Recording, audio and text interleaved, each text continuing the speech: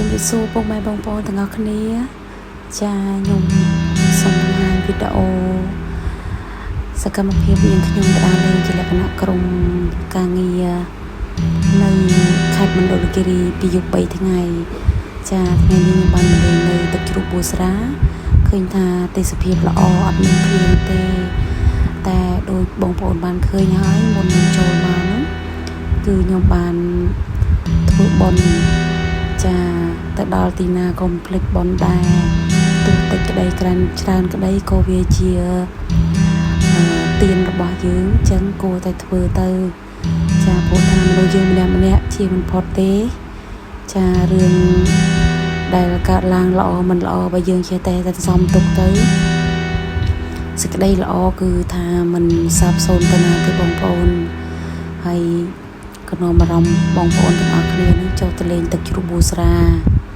ចាទឹកជ្រោះទឹកមិនសូវថ្លាទេប៉ុន្តែមុននឹងចុះនឹងឃើញគេមានលក់ចារបស់របរច្រើនណាស់មានសម្លៀកបំពាក់មានកបោកមានមួកឃើញថាច្រើនមែនតើនាងខ្ញុំបានថតសកម្មភាពនៅពេលចុះកម្មចិនដើមមកឃើញបងប្អូនយើងជនជាតិដើមហ្នឹងគឺគេលក់ចាផ្លែឈើច្រើនណាស់ផ្លែឈើព្រៃចាមានច្រើនមែនតើតែនេះខ្ញុំអត់បានថតឲ្យអស់ទេអញ្ចឹងក៏មកដល់ទឹកជ្រោះសុំតែងខ្លួនជាកមុំជនជាតិតិចហើយបានច្រៀងលេងមួយបទ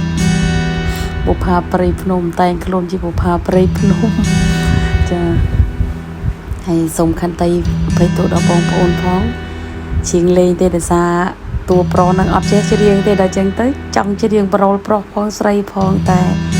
នាងខ្ញុំក៏កាត់ចោលខ្លះដែរហើយសង្ឃឹមថាពុកម៉ែបងប្អូននឹងពេញចិត្តវីដេអូមួយនេះហើយពុកម៉ែបងប្អូននឹងគ្រប់គ្រងក៏ដូចជាជួយ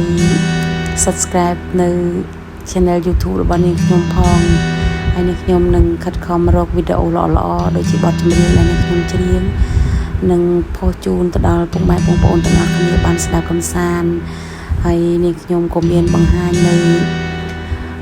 រូបថតមួយចំនួនដែលនាងខ្ញុំបានទៅដើរលេងទុកជាអនុស្សាវរីយ៍ចាទោះបីពេលខ្លះនាងខ្ញុំមិនបានថតជុំគ្នាទាំងស្រុងតែមានមួយចំនួនអាចថតខ្លះពេលជិះឡានហើយពេលញ៉ាំអាហារពេលល្ងាចឃើញថាសប្បាយមែនទែនទេសភាពខែនេះគឺស្រស់ស្អាតមែនទែនបងប្អូនបើនិយាយពីព្រៃឈើវិញគឺថាខៀវស្ងាត់តែម្ដងហើយទេសភាពហ្នឹងគឺស្អាតមែនទែន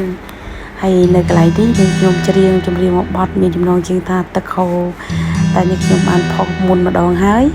នេះគ្រាន់តែនេះខ្ញុំតែងជាកមុំជនជាតិហើយក៏អង្គុយលើថ្មច្រៀងលេងតិចទៅហើយនេះខ្ញុំបង្ហាញវីដេអូខ្លះរូបថតខ្លះដែលនាងខ្ញុំបានថតចាជូនដល់ពុកម៉ែបងប្អូនទាំងអស់គ្នាចាសូមអរគុណច្រើនចាទស្សនាបន្តនៅរូបភាពដែលនាងខ្ញុំថតបានខ្លះចែកជូនពុកម៉ែបងប្អូនទាំងអស់គ្នាទស្សនាចាសូមអរគុណ